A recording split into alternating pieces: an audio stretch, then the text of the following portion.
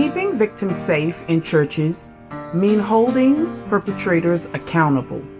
It also means not ignoring their abuse, covering it up, or enabling it to continue. And here to shed more light on the subject is Pastor Alex Verneret. He's a young, up-and-coming, professional and motivational speaker, a new father, a devoted husband, and a proud member of the community. This episode, join us as we cover and shed some light on domestic violence awareness. Part 1. So, this segment, we are just so happy to have with us Pastor Alex, which I call him Pastor Alex, but I'm going to let him introduce himself. So we're just happy to have you with us today and to help us with the month, a very special month to us as an organization, to bring awareness on the subject of domestic violence. And it's a big issue for women in general to feel safe as it relates to the clergy, to spiritual leaders.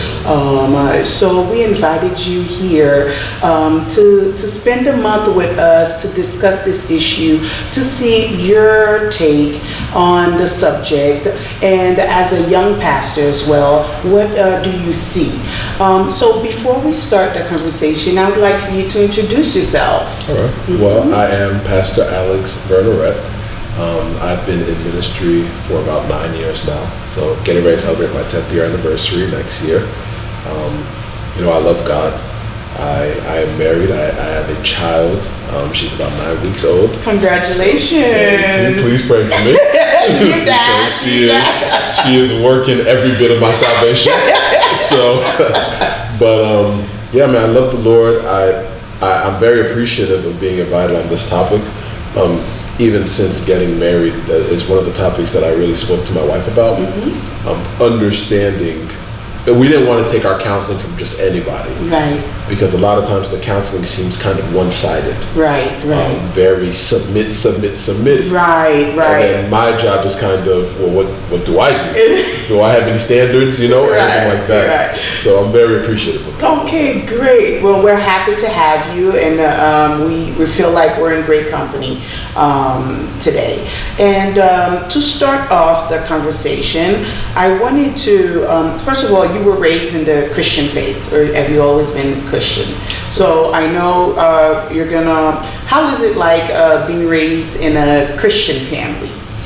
Well, it has its good and its bad.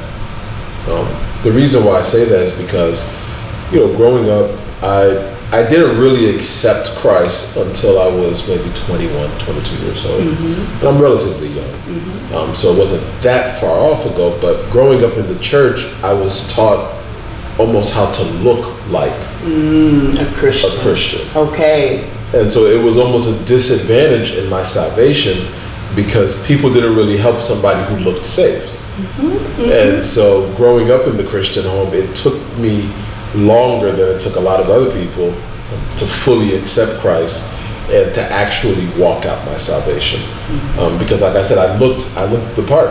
Okay. And so nobody came to help. That's good. That's a good point. As a Christian, not as a pastor, but as a Christian growing up, did you hear either in the church or in the community cases of domestic violence? Did you either see it? Did you hear your elders? Have you came in contact with that at that point where you were a young Christian or growing up Christian? Yes, mm-hmm. I heard it actually pretty often of the cases. I never really heard how they were resolved. I just knew they were happening. Okay. I remember hearing, women come to the church on Friday night prayer services asking for prayer for their husband because their husband's abusive. Mm-hmm. I never really knew the results of it, but I knew it existed. It existed. Yeah. Okay. And now, as a pastor, as a spiritual leader, do you see or hear, or do you have cases like that where they're presented to you? Unfortunately, all the time. Yeah, sometimes it's the people that you least expect. Right. I've had times where there were leaders that I was working with, and their wives would say that. So yeah, unfortunately. Okay. So leading into that, I want to know, are there any trainings provided to faith leaders on intimate partner violence or domestic violence? Or because we have to make sure that we define domestic violence as it relates to the church. I want to make sure that I also put in, it can also be child abuse, it can be molestation. It's all part of domestic violence. Yeah. As long as there is police that comes to your home and deals with a case within the home where someone is being hurt, mistreated, to that matter.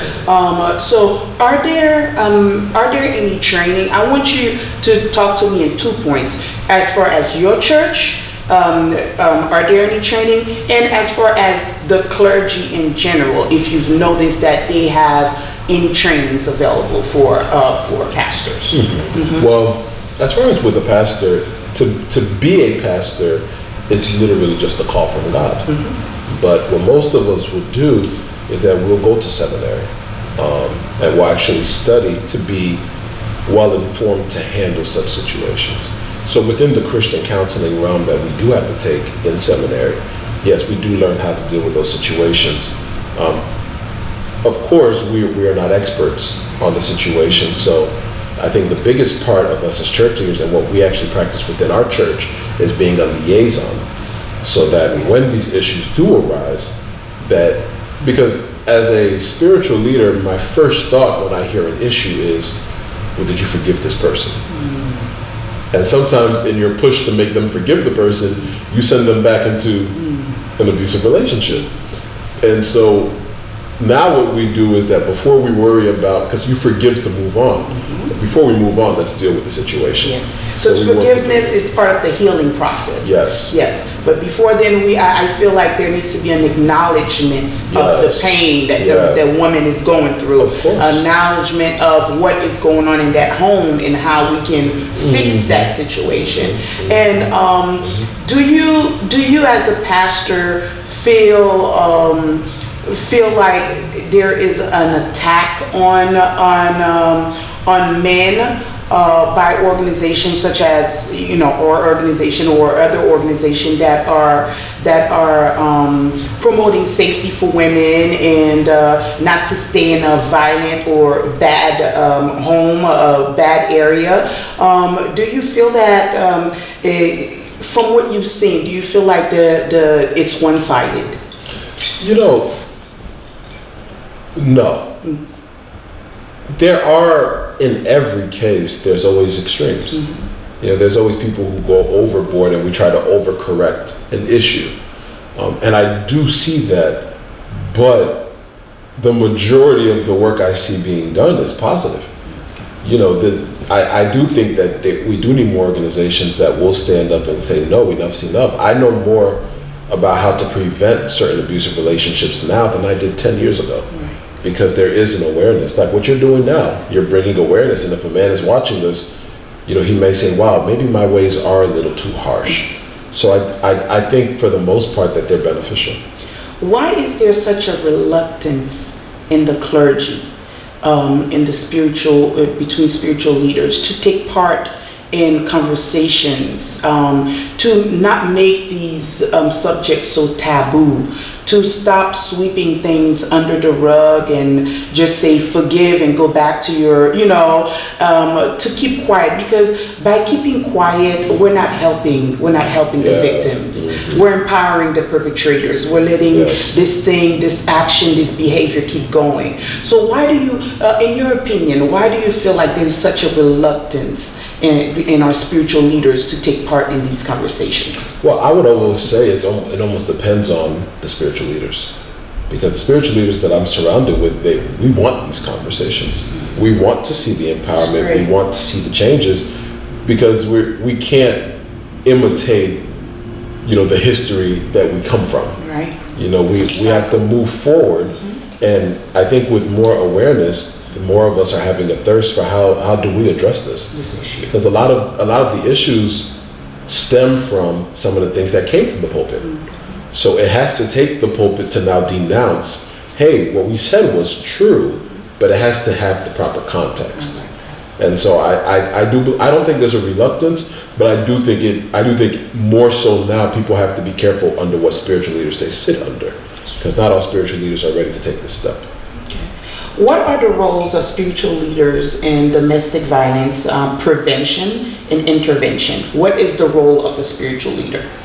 Well, as far as prevention, we have to make it very clear that domestic violence is a sin against God first. And the reason why I say we have to make that clear is because we don't speak about it enough. Oftentimes, we'll go to Ephesians and we'll say, women, submit to your husbands, but the passage also says the husband love the woman as Christ loves the church. If we're being honest, Christ loving the church is much tougher than submission. Because with Christ loving the church, Christ also submits to the church. We ask God, we pray to God, and he hears our prayers, and then he acts according to our prayers. So in my love, if I'm supposed to love her as Christ loves the church, my job is much more extensive than her, who might just be called to submit. But because a lot of times it's men preaching the sermons, we will focus more on submit, and then the love. Christ loved the church so much, he died for the church. So I think that a lot of times we neglect to preach the full aspect of what a marriage is supposed to look like. Everything is context. And so as prevention, I think you have to first make sure that you are preaching, when you preach marriage, you're not preaching one-sided, what's in your favor, but you preach the full context of what marriage is. Mm-hmm. And then as far as intervention, like I said, we work with liaisons. Once we see the issue, I'm not trying to convince, because one thing I've realized with a lot of women who've approached me about it is that they've been taught that it is their job to redeem their husband. Like, if I submit enough, I can save him. And it is not your job to save. You can't submit and try to save the same person. The fact that I'm submitting to you is because I believe you can take me somewhere. If I have to save you, that means I'm trying to take you somewhere. There's automatically a conflict.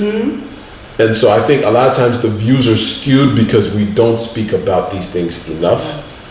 And I think that, so what I do is I try to make sure that whenever I'm ministering anything about marriage, that I almost focus more on what the husband should do, because the husband's job is more extensive.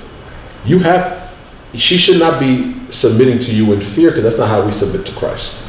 And so we try to preach it holistically so there can be a well-rounded view of this. That's great. That's great.